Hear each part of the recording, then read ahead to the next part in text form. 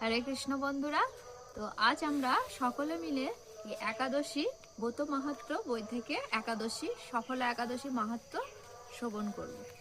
পৌষ মাসের কৃষ্ণপক্ষের একাদশীর নাম সফলা। ব্রহ্মাণ্ড পুরাণে যুধিষ্ঠির শ্রীকৃষ্ণ সংবাদে এই তিথির মাহাত্ম্য বর্ণিত হয়েছে। যুধিষ্ঠির বললেন, হে প্রভু, পৌষ মাসের কৃষ্ণপক্ষিয়া একাদশীর নাম, বিধি এবং পূজ্য দেবতা বিষয়ে আমার কৌতূহল নিবারণ করুন। শ্রীকৃষ্ণ বললেন, হে মহারাজ, আপনার প্রতি স্নেহবশত সেই ব্রত কথা বিষয়ে বলছি। এই ব্রত আমাকে যেরকম সন্তুষ্ট করে, বহু দান দক্ষিণাযুক্ত যজ্ঞাদি দ্বারা আমি সেরকম সন্তুষ্ট হই না।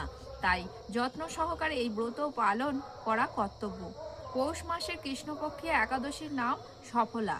নাগদের মধ্যে যেমন শেষ নাগ, পক্ষীদের মধ্যে গরুড়, মানুষের মধ্যে ব্রাহ্মণ, দেবতাদের মধ্যে নারায়ণ সর্বশ্রেষ্ঠ, তেমনই সকল ব্রতের মধ্যে একাদশীর ব্রতই সর্বশ্রেষ্ঠ। হে মহারাজ, যারা এই ব্রত পালন করেন তারা আমার অত্যন্ত প্রিয়। তাদের এ জগতে ধন লাভ ও পরজগতে মুক্তি লাভ হয়। হাজার হাজার বছর তপস্যার যে ফল লাভ হয় না, একমাত্র সফলা একাদশীতে রাত্রি জাগরণের ফলে তাই অনায়াসে প্রাপ্ত হওয়া যায়। মহিম্মদ নামে এক রাজা প্রসিদ্ধ চম্পাবতী নগরে বাস করতেন। রাজার 4 জন পুত্র ছিল, কিন্তু তার জ্যেষ্ঠ পুত্র লুম্ভক সর্বদা পরস্ত্রীগমন, মদ্যপান প্রভৃতি অসৎ কার্যে রত ছিল। সে সর্বক্ষণ ব্রাহ্মণ, বৈষ্ণব ও দেবতাদের নিন্দা করত। পুত্রের এই আচরণে ক্রুদ্ধ হয়ে রাজা তাকে রাজ্য থেকে বার করে দিলেন। স্ত্রী, পুত্র, পিতা, মাতা, আত্মীয় স্বজন পরিত্যক্ত হয়ে সে এক গভীর বনে প্রবেশ করলো। সেখানে কখনো জীব হত্যা, আবার কখনো চুরি করে জীবন ধারণ করতে লাগলো। কিছুদিন পরে সে একদিন নগরে প্রহরীদের কাছে ধরা পড়ল, কিন্তু রাজপুত্র বলে সে অপরাধ থেকে সে মুক্তি পেল। পুনরায় সে বনে গিয়ে জীব হত্যা ও ফলমূল আহার করে দিন যাপন করতে লাগলো।